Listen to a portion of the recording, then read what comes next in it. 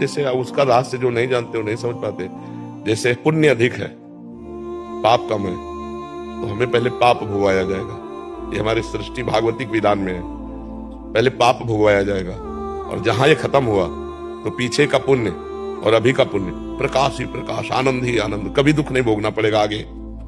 हाँ, और जिसका पाप अधिक होता है और पुण्य थोड़ा होता है, तो पहले उसे पुण्य भोगाया जाएगा। अब वो पाप करते हुए भी आनंदित है, पाप करते हुए भी सुरक्षित है, पाप करते हुए भी बहुत स्वस्थ है, सब उसकी अनुकूलता है। और जहां उसका वो पुण्य खत्म हुआ और वर्तमान का पाप और पूर्व का पाप लगा, विध्वंस हो जाएगा, मिट्टी में मिल जाएगा, किसी काम का नहीं रहेगा। ये रहस्य, हाँ, आंतरिक के रहस्य है। देखो, महाराज नृग ने इतना दान किया कि दानियों में सर्वश्रेष्ठ नाम पड़ा।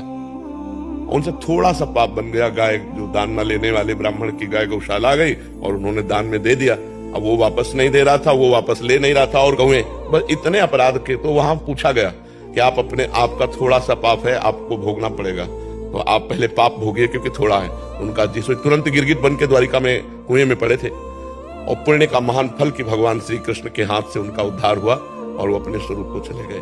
तो ये जो पापी लोग हैं बहुत सुखी दिखाई देते हैं, इनका पूर्व का पुण्य जो थोड़ा है उसको नष्ट किया जाता है, और जब ये नष्ट हुआ तो देख लो ऐसे परिवार हैं कि विध्वंस हो गए, देखा गया। हाँ, वो नष्ट हो जाता है। जब पाप का परिणाम आएगा तो नष्ट हो जाएगा। बड़े बड़े संतों को कष्ट में देखा जाता है कि उनके थोड़े पाप है, भोग कर वो भगवान को प्राप्त होंगे। कुंवर जी जो भजन कर रहे हैं वो, उनमें काफी प्रश्न भी आते हैं ऐसे, तो फिर तो पूर्व का जो पाप है वो उसको कष्ट दे रहा है, और जहां ये पूर्व का पाप नष्ट हुआ और पुण्य का मिलान हुआ, प्रकाश हो जाएगा, आनंदित हो जाएगा। इस विधान को संसारी लोग जानते नहीं, तो कहते ज्यादा धर्म कर्म करोगे तो दुख ही भोगोगे, ज्यादा भजन करोगे तो दुख भोगोगे, क्योंकि पाप करने वाले सुखी हो रहे हैं। ऐसा नहीं, पाप करने वाले के पास तो कुछ बच ही नहीं जाता, फिर पुण्य नष्ट हो, तभी तो किसी काम का नहीं रहता कि यहाँ का सब कुछ नष्ट हो जाएगा, इसके बाद नाली का कीड़ा बनेगा कि भूत बनेगा कि प्रेत बनेगा, क्या बनेगा, कोई परिणाम का पता नहीं। वो तो कष्ट ही कष्ट है।